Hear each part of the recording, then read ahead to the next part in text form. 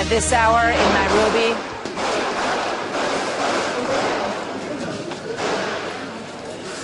Those are the scenes that we've been watching over the past several days, and the video that came out of the grocery store part where we know there was so much shooting and activity in that mall in Kenya. Dozens of people we have seen manage to escape. Look at these frightening pictures. Imagine yourself in this situation, as so many people found themselves over the recent days. Many people are dead in this situation.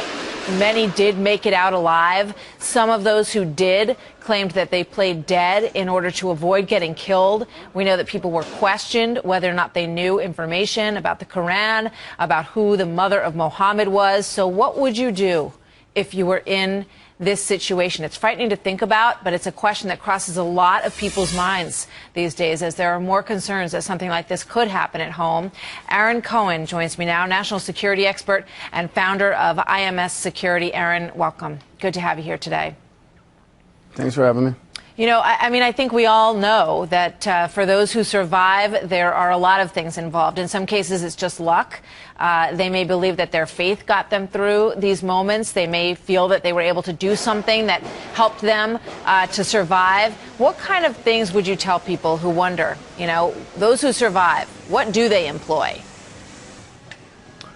The type of things that I would say in terms of how to survive, the first thing is you want to move. Don't stand still. Don't get on the ground. Don't jump into the ball and be in a clump. If you're not standing in the way of gunfire, then you're not being shot. You're physically moving from one point to another, and I just want to try and give as many specifics, and they're going to be hard to hear. The other thing is if you can get out of the structure, get out of it as quickly as possible. If you're not in that unsterile environment, then you're in a safer place or a more sterile environment, and that's how we'd refer to it. Martha, the other thing is, and this one's going to seem kind of harsh, but statistically, we know that if you can neutralize the threat, get on top of it, get the weapon, your chances of surviving will be greater. The fact is there's probably hundreds of people inside that mall.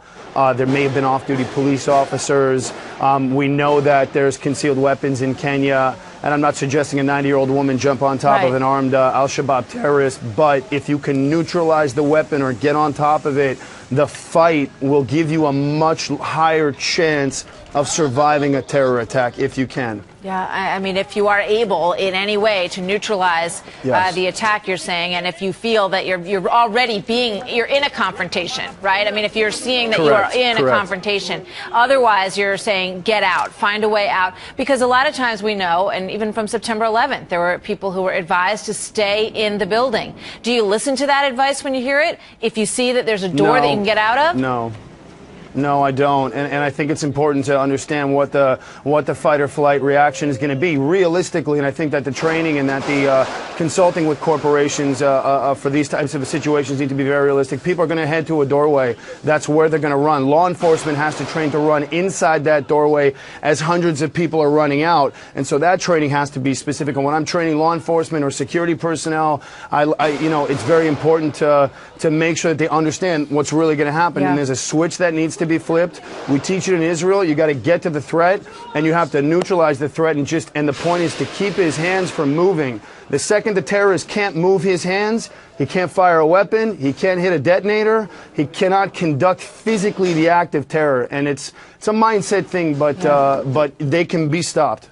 You know, it's something to think about. Like you prepare for any kind of emergency in life, to think about a couple of these things is becoming something that is more prevalent, and maybe we'll have to start training for even here at home. Aaron, thank you very much. Good to talk to you today. Thank you, Martha.